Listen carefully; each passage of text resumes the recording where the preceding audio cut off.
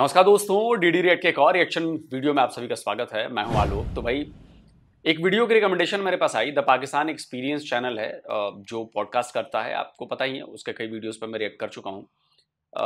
तो वह साहब हैं, उन्होंने 3-4 लोग बैठे हुए हैं और उसमें बड़ा एक मज़ेदार टॉपिक था जैद हामिद और जाकिर नाइक के बारे में, कि कैसे ये लोग ब्रेन वॉश किया करते थे और जब ये लोग यंग हुआ करते थे तब मतलब सुनने वाले वो लोग उनके चंगुल में फंस जाते थे, लेकिन बाद में पता चला कि तो सब फ्रॉड है ये।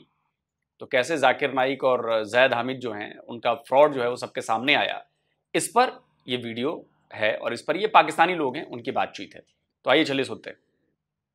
आज जो जैद हामिद एक नेशनल जोक बने हुए हैं। When I was young 10 years ago, Zaid Hamid के सेमिनार्स होते थे यूनिवर्सिटीज़ में। पढ़े लिखे ज़ैबिस, लम्स, आपके टॉप एलीट इंस्टीट्यूशंस, लाइसियम में था मैं, उसके ग्रेजुएट्स वो बैठते थे कि यार जैद हामिद जो बातें कर रहे हैं ये पर्ल्स ऑफ विजडम है भाई। मैं जाकिर नाइक को बहुत रिलीजियसली फॉलो करती थी। अच्छा भाई, बहुत लोग फॉलो करते थे। वो बाद में एक दफा you grow up and you realise कि ये चवले मार रहा है, और दूसरा आप और हाँ, क्योंकि हाँ सबका होता है, और जब आपको रियलाइज होता है और इसी तरह की प्रोग्रेसिव लोगों की बातें सुन के आप रियलाइज करते हो कि यार ये तो बोंगिया मार रहा है। और ये बुत तोड़ा किसने? इस आदमी ने। अच्छा, इस आदमी एग्जैक्टली। या जैद हामिद का जो इन्फ्लुएंस है वो कम होना शुरू हुआ जब पहली दफा जैद हामिद को एज अ जोक टीवी पर प्रेजेंट किया गया। इन लोगों ने किया था, इस आदमी ने। मैं सिर्फ ये तो जैद हामिद भाई मारे नहीं ये है वो बंदा। इनका स्टोरी सुनाए। इनका पता है, इनके जो भाई हैं मुर्तजा चौधरी, जैद हामिद वो बने थे। अगर आपको कहीं से वो वीडियो मिल जाए, मैंने तो अपलोड की है 2005 या 6 की है। वो जैद हामिद वाली स्टोरी बताएं।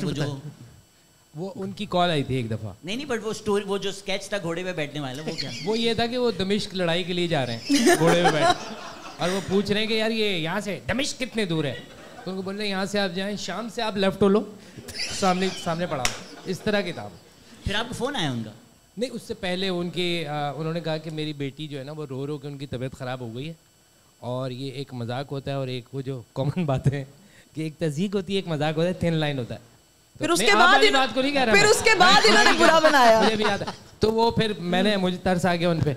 मैंने कहा यार वो इनको कॉल करनी चाहिए। तो मुर्तजा ने कहा नहीं, सबके बच्चे हैं बाकी जो है। तो मैंने कहा नहीं यार इनको थोड़ा सा कर लेते हैं, मुझे तो पता नहीं कोई रूहानी आदमी भी लगते हैं वो। खैर मैंने कॉल किया तो उनसे बात हुई। उन्होंने कहा कि भाई मेरी बेटी की तबीयत ख़राब हो गई थी और मुझे फिर बड़ा असर हुआ। उसी दिन हमने किया ज़्यादा दमिश्क वाला, फिर इन्होंने बनाया उसी दिन दमिश्क वाला किया था। मैंने कहा इसको नहीं छोड़ना, इससे ज़्यादा हटी है। आप देखो कि बात करने के बाद भी कर रहे हो आप, इस पर जो हटी है ना। सो यही है कि आई थिंक जो आपके बुत बनाए हुए हैं, सर पे तारी हुए हुए, the moment you realize we can make fun of them, then conversation start. पहले इंटरनेट पे काली वीगो का जोक आया, फिर वो बातें आई जो आप लोग करते हैं। And that is why it's also so important कि आप हर ये जो लोग कहते हैं ना कि ये फलाना बंदा जो है ये हमारी, कुछ लोग कहते हैं रेड लाइन है, या कुछ लोग कहते हैं कि भाई इस बंदे के बारे में मैं कोई एक किसी पॉलिटिकल लीडर की बात नहीं कर रही। जितने भी जिस किसी का भी कोई पॉलिटिकल लीडर फेवरेट है या कोई रिलीजियस कोई स्कॉलर किसी का फेवरेट है, और वो कहते हैं जी आप इनके बारे में कुछ नहीं कह सकते। क्यों नहीं कह सकते? और फिर आपने जो अभी बोला ना, आप उनके बारे में बात नहीं करोगे तब तक आप रियलाइज नहीं करोगे। जब तक जैद हामिद के बारे में बात नहीं थी, लोगों ने रियलाइज नहीं किया था कि वाकई ये जो बातें कर रहा है ये स्टूपिड है एकदम। तो मजाक या सार्केज्म में किसी को बताना होता है कि यार ये सब चवले हैं, क्यों सुन रहे हो। और दूसरा ये, जैसे आपने कहा था कि 70% जो है वो लोग हैं जो जिनको आप वो बता रही हो, 30% जो रह गए बीच में, उसमें थोड़े आखिर में बचते हैं 8 लोग जो कैंसिल कल्चर में नहीं। तो यार ये कह दिया आपने, आपको सोचना चाहिए था कोई अपने आप को। And it's not just certain kind of people. अब बचपन में हम सब जाकिर नाइक की वीडियोस देखते थे, वो इस पेज में लिखा है, इस पेज में लिखा है। मेरे पास आमिर भाई की लाइब्रेरी तो नहीं है, मैं जाके पेज नहीं देख सकता था। मुझे यकीन था देखिए यार इस आदमी की मेमोरी क्या है, इस आदमी की नॉलेज क्या है। जब YouTube पे लोगों ने बोला अबे हमने पेज खोला, उस पेज पे तो ऐसा कुछ है ही नहीं, लिखा ही नहीं है, तब जाके वो हमारे बचपन में Zakir Naik was considered the top most religious scholar, the top most intellectual, कि इनकी तो बात ही नहीं की जा सकती। जब लोगों ने फिर उनका बताई असलियत, उनकी वो YouTube वीडियोस बनी, उन पे एसेज हुए, लोगों ने रिसर्च करके जवाब दिया, तो जहन जो है ना आपके एज चाइल्ड आप यकीन कर लेते हो। हमने भी कर लिया था। इट्स नॉट कि कोई सर्टेन क्लास करेगी सिर्फ। आप कुछ कह रहे थे बड़ी कलम वाले भाई? नहीं, मैं ये कह रहा था कि देखें जैसे इन लोग सटायर करते हैं, अब सटायर ये भी करता है, ये सब लोग से सटायर करते हैं, तो कहने लगे बड़ा वुल्गर है। जैसे थोड़ी देर पहले हुआ, इसे आम स्टैंडर्ड पे देखा जाएगा तो लोग वुल्गर ही कहेंगे, ठीक है ना।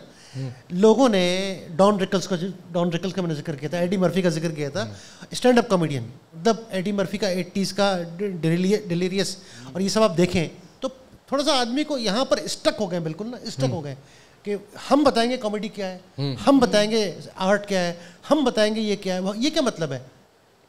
मतलब ये अच्छा, पाकिस्तान के साथ ये प्रॉब्लम रहा है जब से पाकिस्तान बना है, हर डेकेड में इनको को मुल्ला चाहिए होता है। पहली डेकेड में शबीर अहमद उस्मानी मिल गए, फिर 3 डेकेड तक मौदूदी की हुक्मरानी रही, फिर उनको डॉक्टर असरार मिल गए, फिर उनको गामदी साहब मिल गए, फिर जैद हामिद मिल गया। भाई आप मज़हब का पीछा छोड़ क्यों नहीं देते यार? आप पर्सनल ज़िंदगी में रखो, बहुत अच्छी बात है, प्रैक्टिस करते हैं बहुत अच्छी बात है, नहीं करते तो भी अच्छा है, आपको जवाब दें, ठीक है ना। पब्लिक लाइफ से रिलीजन को निकलना चाहिए। अब आप देखें, रमज़ान शुरू होता है, रमज़ान से पहले फिल्मों में फुदक रही होती हैं हीरोइनें, हीरो फुदक रहे होते हैं, गाने गा रहे होते हैं, हाथ पकड़ रहे होते हैं, अच्छा है। और अच्छा अफेयर हो रहे होते हैं, मतलब फैला दो, इंटरजेनरेशल अफेयर हो रहे होते हैं। और जैसे ही रमज़ान आता है वो तमाम रुपट्टा ओढ़ के टीवी शो हो रहा होता है। मैंने कहा क्या तमाशा है, बड़ी बेहतरीन बात की है आपने, क्या तमाशा है ये। अच्छा आमिर भाई, ये रिकॉर्ड भी रिकॉर्ड भी हो रहा है। आमिर भाई का चेहरा इतना नहीं चमक रहा जितने माशाल्लाह इन्होंने। तो देखिए, क्लिप छोटी सी थी लेकिन इसमें मैसेज बहुत बड़ा छुपा हुआ है। चलिए, इनको एक वो होता है कि बुत तोड़ने हैं, तो खैर वो तो अलग बात है, वो तो है ही चीज। 2 चीजें, 2 बातें इस वीडियो में समझ में आई मुझे। एक तो चलिए अच्छा है कि पाकिस्तान के भीतर एक कम्युनिटी ऐसी है, कम्युनिटी का मतलब कि मैं रिलीजन वाइज नहीं कह रहा हूं, एक कुछ लोग ऐसे, ग्रुप ऐसा है कहना ठीक होगा, ग्रुप जो इस पर बात कर रहा है। इसमें रिलीजन की भी बात हुई है और इसमें प्रोपेगेंडा की भी बात हुई है। ये 2 बातें हुई। प्रोपेगेंडा जो जैद हामिद और जाकिर नाइक टाइप के लोग फैलाते हैं और जिन पर दुनिया के लाखों लोग भरोसा कर लेते हैं, करोड़ों लोग भरोसा कर लेते हैं। ये वही जैद हामिद है ना जो आज से 15 साल पहले बात करता था कि 5 साल में पाकिस्तान टॉप पर होगा, पाकिस्तान चांद पर होगा और दुनिया के सारे फैसले जो हैं वो पाकिस्तान से पूछ कर किए जा रहे होंगे। यही है ना। उस समय लोगों ने इसे हीरो बना दिया था। लोगों को लगता था कि पाकिस्तान के लिए इससे बढ़िया आदमी कोई हो ही नहीं सकता। क्या पाकिस्तान के लिए क्या बात करता है ये। तो वो सब्जबाग दिखाता है, उसमें थोड़ा सा रिलीजन का 2 घूंट मिलाता है, फिर थोड़ा सा उसमें फ्यूचर की बात लगाता है, फिर उसमें थोड़ा सा डर दिखाता है, फिर तुम थोड़ा उसमें से और मसाले उसाले डालता है और फिर उसको दिखाता है। तो लगता है लोगों को अरे क्या बात कर दी इसने, क्या बात कर दी इसने। और ये जैद हामिद आज तक नहीं सुधरा है, वो अपने उसी चीज पर कायम है।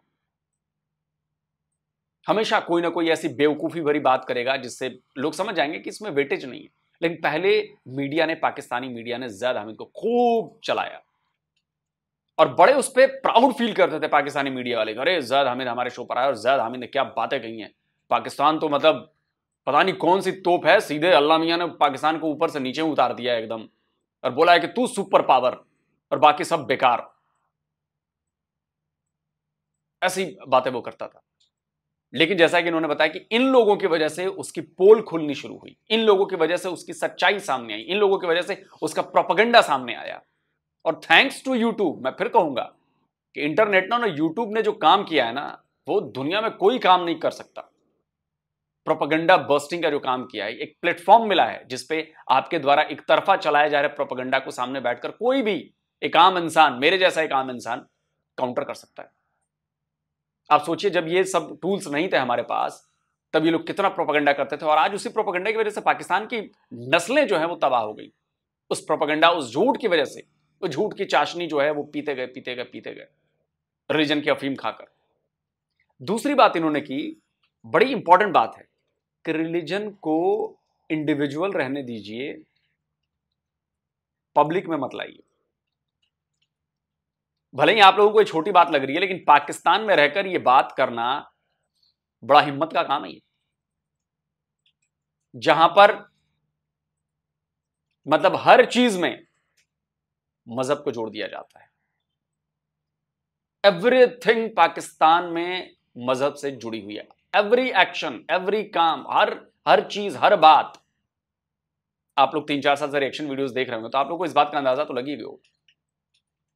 हर चीज रिलीजन से जुड़ी हुई है और उनको लगता है कि मैं बड़ा सवाब का काम कर रहा हूं, बड़ा अच्छा काम हमने किया है, हमने जो पूरी नस्लें हैं, जो पूरी सोसाइटी है, हमने उसको रिलीजन से जोड़ दिया। नहीं किया आपने ऐसा,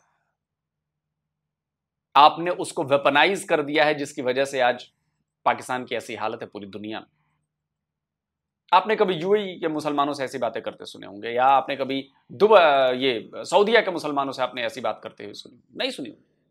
ये पाकिस्तानी और बांग्लादेशी टाइप के जो निचले दर्जे के मुसलमान हैं, जो ओरिजिनल मुसलमानों के नए कन्वर्टेड हैं, वो ऐसी बातें करते हैं क्योंकि उनको वह ना शाह से ज्यादा शाह का वफादार, शाह से ज्यादा नौकर का वफादार, कुछ ऐसा है ना, वो याद नहीं आ रहा मुझे। वो साबित करना चाहते हैं कि ओरिजिनल मुसलमानों से बेहतर हम मुसलमान। लेकिन उसका नतीजा क्या हो रहा है? दुनिया भर में आपकी जो इमेज बन गई है वो बहुत खराब बन गई है, बहुत खराब। और चूंकि जनता जाहिल है, रिलीजन के नाम पर बहकाई जा सकती है, उसमें प्रोपेगेंडा। कैसे कहा उन्होंने कि वो जाकिर नाइक बोलता था कि फलाने पन्ने पे लिखा है, फलाने पन्ने पे लिखा है, फलाना सूरा नंबर, फलाना आयत नंबर, और जब जाके वो पढ़ा लोगों ने, मिलता ही नहीं है वो। लेकिन लोग आंख मूंद कर उस पर भरोसा करते हैं। और मेरे पता है, मुझे कमेंट बॉक्स में अभी मेरे पास कमेंट आने लगेंगे कि तुझे कुछ नहीं पता है, और जाकिर नाइक तो ऐसा है और जाकिर नाइक वैसा है, तुझे कुछ नहीं पता, सब सही बोलता है वो। आप समझ रहे मेरी बात? ये कौन है? क्या ये लोग मुसलमान नहीं है? पाकिस्तान में बैठकर ये लोग जो बात कर रहे हैं, क्या वो गलत कर रहे हैं क्या? अब निकालो कोई पाकिस्तान का कोई मुल्ला हो जो फतवा निकाले फिर कि तूने जाकिर नाइक पे कैसे बोला, रिलीजन के बारे में कैसे बोला, लाल टोपी पे कैसे बोला, निकालो ना कोई। तो ऐसे लोगों को ना, मतलब ज्यादा संख्या होनी चाहिए पाकिस्तान में कि बात करें, रिलीजन पे बात करें, रिलीजन को अगर प्रॉब्लम है तो उस पर बात करें। लेकिन नहीं।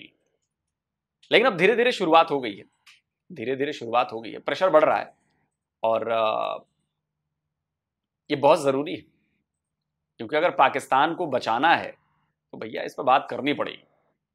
वरना तो ठीक है भैया, आपको अगर मर मिट जाना है तो मर मिटिए भाई, हमें क्या करना है, हम तो अपना काम कर रहे हैं।